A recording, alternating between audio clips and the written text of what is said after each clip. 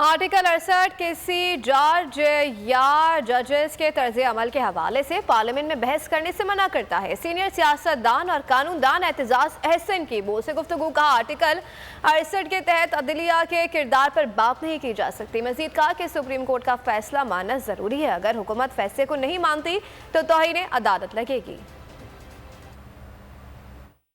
हर शख्स को ये इस पे कंटेम्प्ट भी दिलाई जा सकती है, क्योंकि आर्टिकल 68 के तहत आप अदलिया के किरदार को डिस्कस नहीं कर सकते on the floor of the house, के जाए कि आप उसके खिलाफ किरदार पूरी एक करारदाद पास कर रहे हो। ये जो फैसला है ये सुप्रीम कोर्ट का फैसला है और इसको हर कोई मानने पे मजबूर है। ये अगर कि कहते हैं कि हम मुस्तरद करते हैं, फैसले को मानते ही नहीं, तो इनसे तौहीन अदालत एकदम लग जाएगी।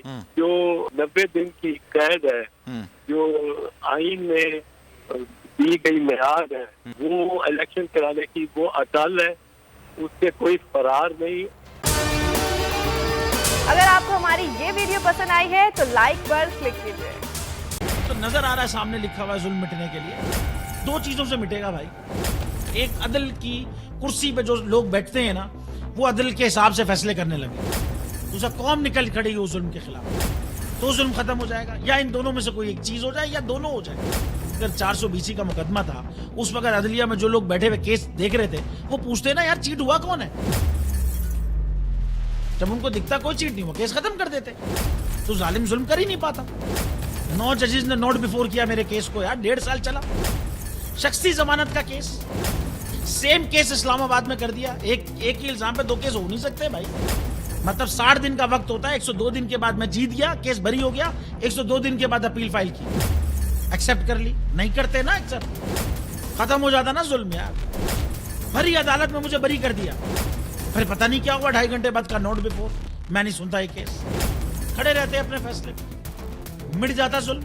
अल्लाह ताला ने बिठाया इन कुर्सियों पे इनको यार, ये अल्लाह ताला की तरफ से फैसले करने हैं। तो या तो ये फैसले आएंगे, जुल्म मिट जाएगा, या कौम खड़ी हो जाएगी जुल्म के खिलाफ। सुप्रीम कोर्ट के मंसूर अली शाह साहब जस्टिस एक ऑर्डर पास किया उनकी बेंच ने, और उस ऑर्डर के अंदर उन्होंने बड़ा क्लियर बता दिया कि जी बरियत की जो दरखास्तें हैं वो कब कब लगेंगी। उसमें से एक वजह उन्होंने बताई कि जी जब कोई क्राइम ही ना हुआ हो तो बरी कर दें, ताकि अदालतों पे बोझ ना रहे, वो केसेस चलते ना रहे।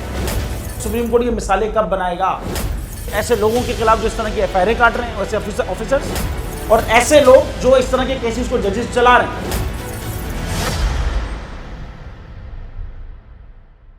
रहमत का महीना आ गया है, बख्शिश का सफीना आ गया, होगी मुलाकात उलमाए दीन से,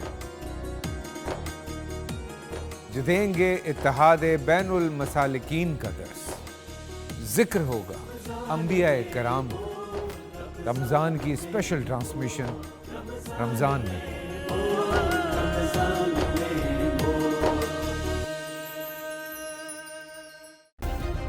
सब्सक्राइब करें और बेल दबाएं ताकि कोई खबर रह न जाए।